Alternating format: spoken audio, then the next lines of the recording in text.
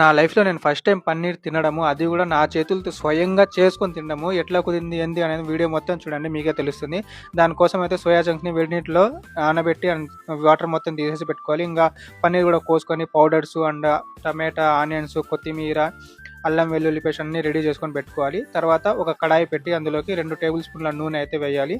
And దాంట్లోకి అయితే onions అయితే వేసి కొద్దిగా ఎర్రగా వేగిన తర్వాత మనకి స్పైసెస్ అన్ని దాంట్లో కలుపుకోవాలన్నమాట. తర్వాత అయితే కరివేపాకు అండ్ అల్లం వెల్లుల్లి పేస్ట్ వేసి ఎర్రగా దోరగా వేగనివ్వాలి. అండ్ అది వేగిన తర్వాత అయితే మన టమాటా అయితే వేసుకోవాలన్నమాట.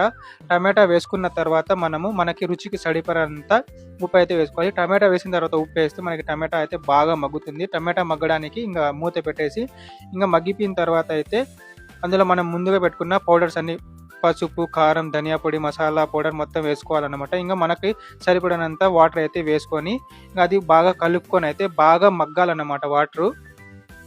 వాటర్ బాగా మగ్గిన తర్వాత అయితే మనము సోయా చంక్స్ అయితే దాంట్లోకి యాడ్ చేసుకోవాలి. ఇంకా సోయా చంక్స్ ఒక 5-10 మినిట్స్ అయితే మగ్గిన తర్వాత అయితే ఇంకా కొత్తిమీర వేసుకొని అండ్ మంచిగా కొత్తిమీర కూడా ఇది అయిపోయిన తర్వాత ఇంకా మన స్టార్ ఐటెమ్ పన్నీర్ అయితే దాంట్లోకి అయితే కలుపుకోవాలన్నమాట. నేను ఫస్ట్ టైం చేస్తాను, అనేది ఎట్లా కుదురుతుందో ఏంటో అని చాలా భయపడ్డాను.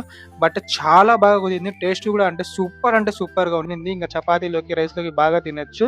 నేను చేసిన రెసిపీ ఎలా అనిపించిందో కామెంట్